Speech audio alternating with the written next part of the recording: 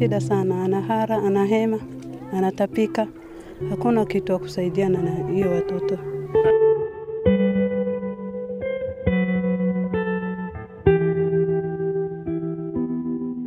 Hakuna kitu tuko nayo.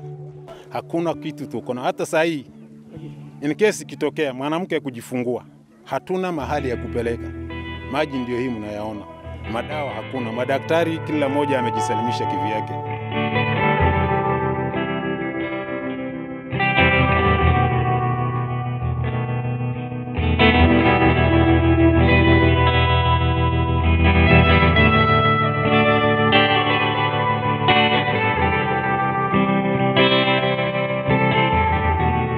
Most of the hospitals or dispensary are either marooned or flooded.